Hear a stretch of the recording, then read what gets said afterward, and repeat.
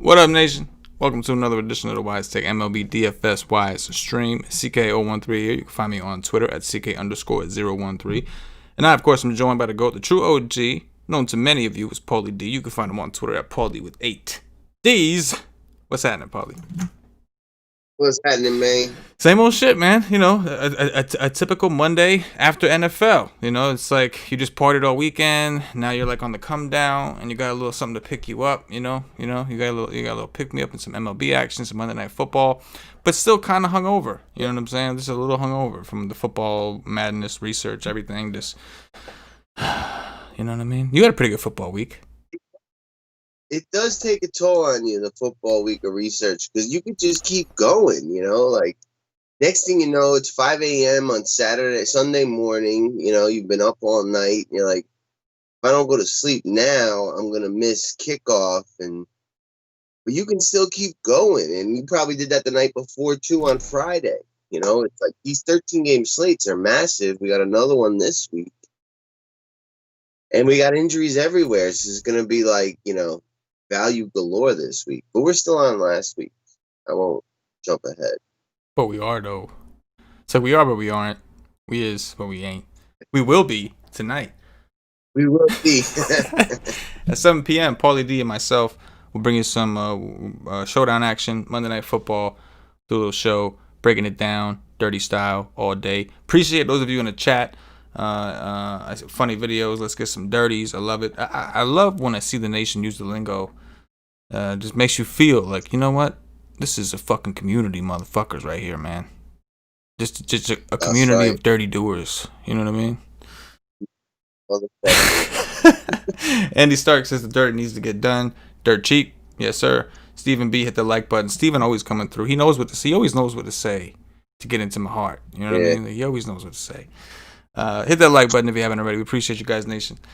With that said, on to baseball. 8-game slate on DraftKings, 7 on FanDuel. DraftKings included the Yankee game, which I think was actually pretty clutch because looking at the rest of the slate, it was kind of tough to find offenses without these games. But with that said, on DraftKings, they did just create massive chalk. So I guess there's, grass is always greener type shit.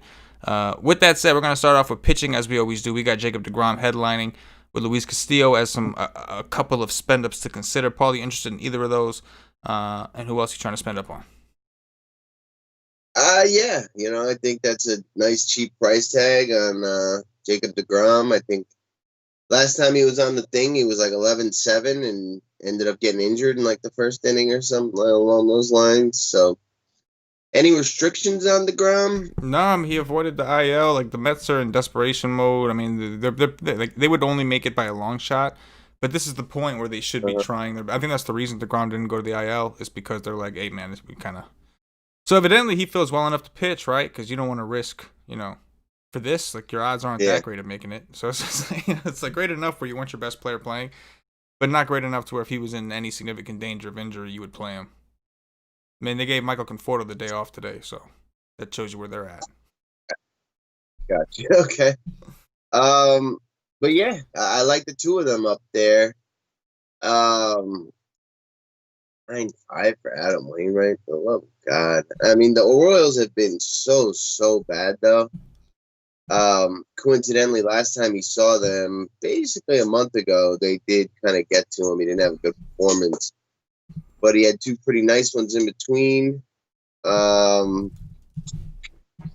just not paying 9.5 for Adam Wainwright. I don't care, Woodruff, I love. I don't love it against the Reds in Reds Park. But if he's missing them bats, he should be fine. Last time he posted a 25.9 against them at home.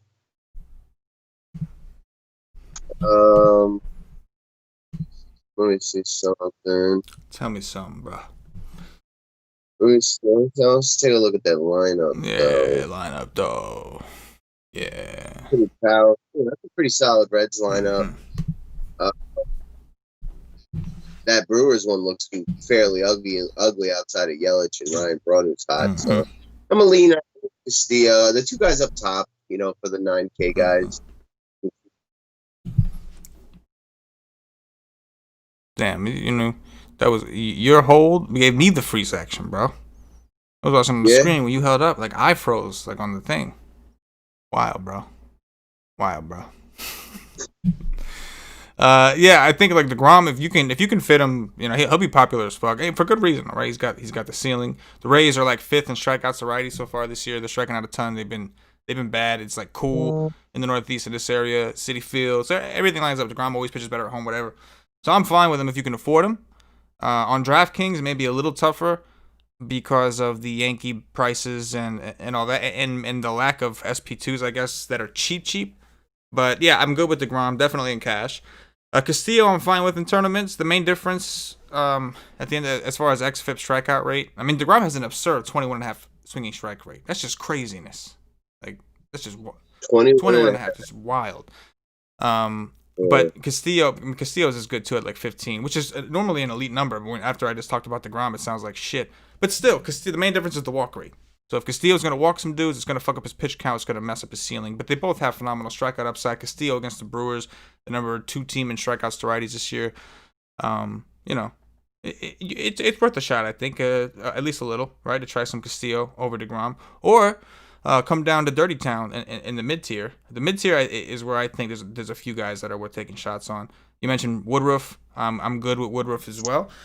Why not? Another dude with phenomenal strikeout stuff. Looks great. Cincinnati, I think, was 10th in strikeout, so not the best, but definitely not the worst. Small park risk, but Woodruff is solid, man. So all those guys are fine. However, I think all those guys are going to have some type of ownership, especially DeGrom.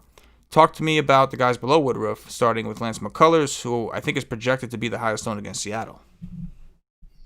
Yeah, he looks good. Seattle doesn't. I guess you just go there. You should get a bunch of swing and misses. That Seattle lineup is, not the worst, not the best.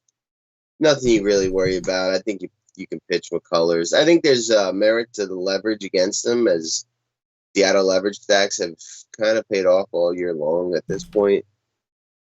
Herman Marquez at the Giants looks attractive. He has not looked good all season, really. He's been just okay. The Giants have been great offensively, but they do have a couple no-namers in there today, like Mauricio Dubon and Watanabe batting ninth there. So I can get behind some cheap Herman Marquez. No John Lester for me. Marco Gonzalez. Looks like the Astros bats are going to be kind of popular. I'm good with Marco Gonzalez. He's been good to me all year, and he's been good against the Astros for the most part. Shoemaker against the Yankees. That's kind of tricky. Has he pitched 5 innings, 6 Ks against Tampa? Yeah, you want to get a little risque. Throw some Matt Shoemaker at the Yanks, who are red hot right now. Another way to go for leverage, I think, on DraftKings. Yankees will be popular. Mid-tier, I'm cool with McCullers and cash. In tournaments, just for the sake of ownership, right at that point in the season where shit gets weird. McCullers looked like shit before that little procedure he had, and then he just so happened to draw a couple of soft matchups. Unfortunately, I think we have to classify the A's in that category, man. We've been waiting for him all year. We caught him once. It was nice. It was pretty. But then Jordan Lyles kind of shut them down during that game. It should have been better, And you pointed that out, which really, that really sat with me on, how disappointed the A's, really let me down this year. But with that said, I think McCullers is fine play. I just think maybe there's a couple guys that could beat him. Like you mentioned, Herman Marquez. I think there's potential. This dude has had 3 of his last 4 starts in cores, and his xFIP is still below 4. Not bad, man. Swinging strike rate has actually been fairly high. So I'm good with it. I love the Giants, man. I love the Giants. I've been playing them a ton this year. They've been good to me, but Marquez has a decent track history against them. Forget about it. He had 1 bad game against them out of his last 3. But the 2 he did well. He won 7 innings and struck out 9 and had nice ceiling numbers. So that's the dirty I want to do. So I'm gonna do the dirty to the ceiling. Dirty to the floor. Anybody does dirty to the floor. Can you dirty at the ceiling? That's how you know you made it. Another one. This one's more of an oddball one. CK special. Probably gonna blow up in my face like Matt's did. But I'm going back to attack the Braves with a lefty, bro. Now this is like I think the Braves will be popular on FanDuel because you don't have the Yankees in Toronto, and you have Houston. We'll talk about that. But before I better pull up some shit before I fucking talk about it. Obviously, after making an ass of me, and on the last show we did Friday, on Saturday, David Peterson struck out 10 Braves in 7 innings. David Peterson, a guy that's not known for strikeouts, did the dirty to him. So there is definitely a vulnerability they have that I can't explain. Now, this is some risk here. Obviously, the Braves are a good team, and despite their massive strikeout rates, I think they're second in the league in strikeout to lefties. Their ISO, WOBA, and all that is on the rise, and they are very right-handed. So it doesn't really, I don't get it. I don't know why, but they've been striking out a ton of lefties. Just Trevor Rogers, dude, who initially when I went to bed last night, I thought that was Trevor Richards. So I woke up with the intention of stacking the Braves. And then as I was going through and I saw he was a lefty, I'm like, he's not a lefty. And then I was like, this is a different fucking guy, man. It's just like Trevor Richards is now on the Rays anyway. But anyway, 3.85 xFIP, 29.5% K rate, 12.5% swinging strike rate. Walks have been an issue for him. Braves have been better at home too, but I am going to take some shots on Rogers just purely for ownership. I'm just going to hope he can go out there and give me a dirty burger. Maybe McCullers is more on the mediocre side. Get a little different. Yeah, get different. And give it a shot. So, but again, full disclosure, as Steven Matz did on Friday, I'm totally prepared for this to blow up in my face. But this guy seems like he's an actual better pitcher than Steven Matz. That's the difference. He looks like he's an actual better pitcher. Even going to his minor league numbers, strikeout stuff has been legit. The walks have been a little bit of an issue. Anybody in value land, Paulie? I mean, now that I'm just pivoting my shares to Trevor Rogers, I don't. Full tilt, let's go. No, I like that. I'm gonna give that a shot. I think you give Josh Fleming against the Mets a shot if you really want to, but do you need to? I don't think so. And you know what? I agree with you. And that was kind of like in the article. I did include a couple cheap guys, and there's actually a third I'll talk about now that's a maybe. But I just don't know if you need them. That was my issue also. I think the mid tier is deep enough to where you can go double mid tier if you want to. Otherwise, there are some value bats or some bats that are somewhat inexpensive that I do like if you want to pay up for pitching. So I just don't know if you need these guys. One of them is who you mentioned, Fleming. On DraftKings, this is a better situation that he's long relief because when he's starting, they're not throwing him more than 75 pitches. They're just not doing that. So if he's starting, he's not getting the win, right? But now that he's not starting, if he happens to have a lead when he comes in, he could qualify for the win. So this is a little bit of a boost for him. Obviously, the matchup against the Mets could be tough, but it could also be good. We've seen both sides of them. And unfortunately, it's going to be a low-scoring game, you would think, because DeGrom's pitching, barring some hamstring issue. But, so he would be one of the guys. I think that Brubaker, I know some people in the chat were talking about the Cubs. I'm fine with the Cubs as a stack in tournaments. But again, I'm just talking like if you feel like you desperately need a cheap guy, he's on the table. He's pitched well against the Cubs. He put in 3 innings in 1 outing. I think it was in relief. Got 10 DraftKings points, and most recently he started against them, got 18 DraftKings points. The Cubs will strike out. They're gonna do that. They've been doing that a lot this year against righties. They're ranked like 3rd, but they have a lot of upside, so I'm not for it. Last guy, this Yanoa guy. That's not, again, I fucked up with him too. I thought it was Gabriel Yanoa. It is not. It is Huascar Yanoa. This guy is got crazy control issues, but because of that, he also has tendencies to strike guys out. And he's playing Miami, who's mostly right-handed. He got reverse splits, but he has a 27% K rate. It was just some weird shit on him. But again, like Paulie said, I don't think I need it, so I don't plan on doing that much. I'm gonna stick with the mid tier and above. Paulie, talk to me about some stacks. Well, like I said, the Yanks are red hot. Boom bust kind of spot. I would play at least one against Matt Shoemaker, and then the god awful bullpen behind him. Pretty loaded lineup. It's gonna be hard to narrow it down to 5 guys, but you can do it. I think you can take righties or lefties against Shoemaker. I don't think it really matters. I don't like it, but I would. If I'm building 5 lineups, I'd probably have a Tampa Bay 5-man for leverage against DeGrom. Maybe he aggravates an injury and leaves early, and they go ham on the next guy. I think I want to rock with some Pirates so that I can get 2 expensive pitchers some cheap Pirates, and then 3 nice bats. I think the Rockies are kind of interesting against Johnny Cueto. It's actually been better this year than I thought, but he's got to be getting to the point where he's hitting the old man wall, and a little bit off of his velocity can return a lot for the Rockies. And then I think Seattle has leverage against Lance McCullers. I'm just pretty much looking for leverage. I think the Cubs are an interesting stack for the bats. I can get behind that. Nothing that I truly love on the offensive side. Yeah, that was my issue too. Now think about it on FanDuel. Like, they don't have the Yankees and Toronto game.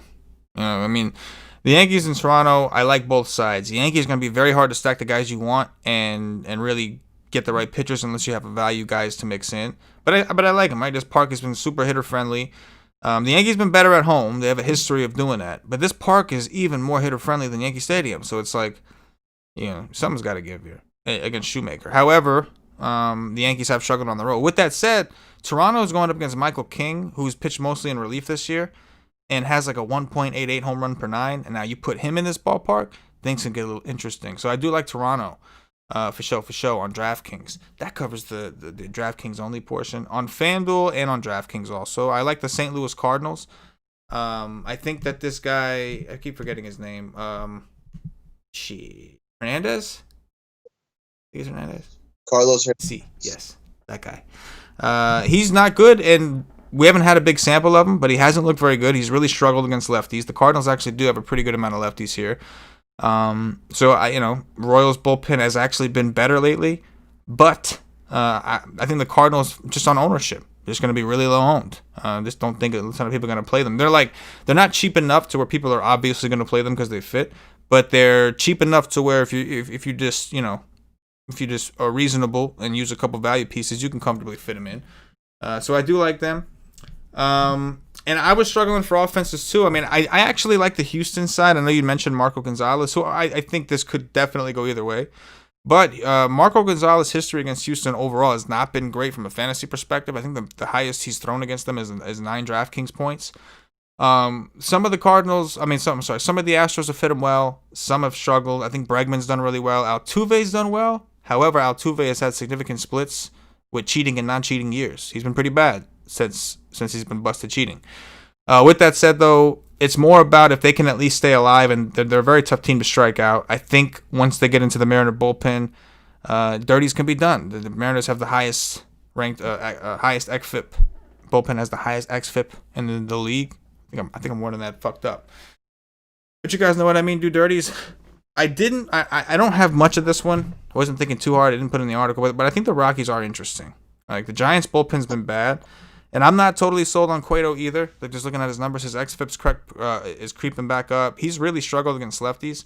The only thing that held me back, why they didn't make my top 5, I guess, or 4, whatever, was really it's been that, yes, and also that they've just sucked. That's the bottom line. If you look at their numbers individually, they've been bad, and you would usually they're at least inflated enough to where you can see that the home has helped. But this year they've just sucked for the most part. Outside of Trevor Story, he's been booling. But I like what you said about the Mariners a lot against McCullers. Obviously a risky proposition, and maybe fading McCullers is enough, or going underweight is enough, or maybe just eating the chalk. But I like the leverage he provides, and Houston's also been a team with a struggling bullpen.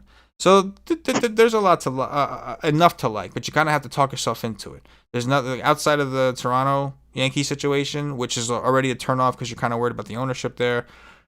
There's nothing that's going to make you, you're going to have to just, like, get yourself excited. You know what I'm saying? Like, old school. Before they... Or you got, like, Houston as the chalk, that was. Yeah. Are they cheap or so? I don't remember them being, like, particularly cheap. Oh, yeah, I guess they are. Miles Straw, 2,400 leading off. Gurriel's 3,100. Okay, yeah, that makes sense. They are cheap. No George Springer. Interesting. No George Springer. I think he was projected to be the highest on hitter, wasn't he? Oh, he's not in the lineup? No, he's not in the lineup. Like a little. Well, no bats are projected to be popular at all. No, who? Toronto. Let's do the dirty. Yankees bullpen. I don't like picking on good bullpens. Yankees bullpen is awesome, but if this is a long relief game, right? This dude King, he's coming. I don't think he's gonna pitch long anyway. And I expect Dirties to be done. Let's get some neighbor Dirty and type action. We're going to do some home runs. Appreciate those of y'all coming in. And we're going to do some questions, so get your questions in. I see some awesome comments. Shout out to Chadwick. I like what you have to say. Paulie, home runs. Bo Bichette. I'll take Biggio, even though that guy's been terrible to me this year. Really? Biggio's been I just never get him right. I just keep missing. I keep on missing. Bro, I've been dodging him, man. Dodging him like wrenches, you know what I'm saying? Give me Cabron Hayes. I'll take Tommy Edman. Eds, I like that.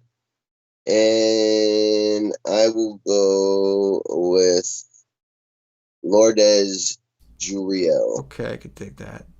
I'll take Kyle Seager. Holla. Or $1.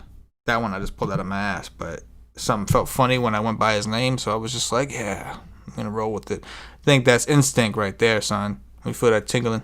That's what that is. And my mouth across the names until something feels so you feel a little tingle. You know, either something's wrong and you need to go to the hospital, or that's a sign telling you to just roll. With that said, let me check out the chat. Our boy Jeff says it's time is nation time. Oh, he was the Cubs comment. Okay, shout out to Jeff. He likes Rizzo, Bryant, Happ, Schwarber. I'm fine with it. I got no issues with it. But Pittsburgh's bullpen's been shit too. I got no issues with Chicago. High upside action. Artful Dodger, what's up, man? Good to see y'all. I think you caught the stacks. Let me know if you didn't.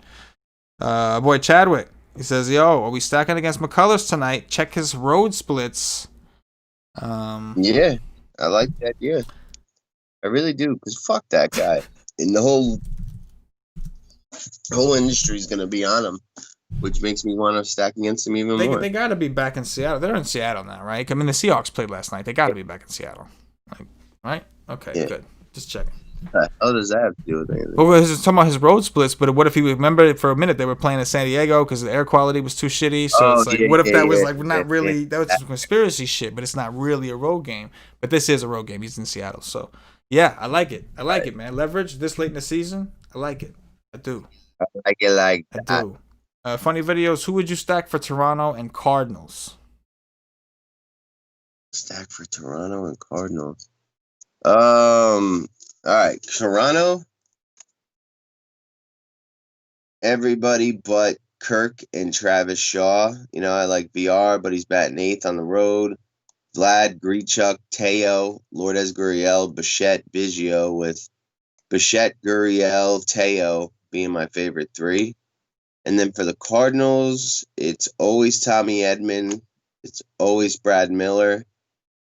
This season, not always, but this season, always against a righty. I'd probably grab Goldschmidt. I'd probably grab Tyler O'Neill, and I would probably grab DeJong. You know, looking for the upside. Although Yadi Mo is always pretty awesome to include in the St. Louis stack, especially to CK. He's been real good to you historically. Yes. So Edman, Miller, and then pick 3 out of these 4. Goldie, DeJong, Molina, O'Neill. Long and hard like the Mafia. I like it. We got a question from our boy Jeff. Paulie, are you on the Titanic? I think he was referring to the movement.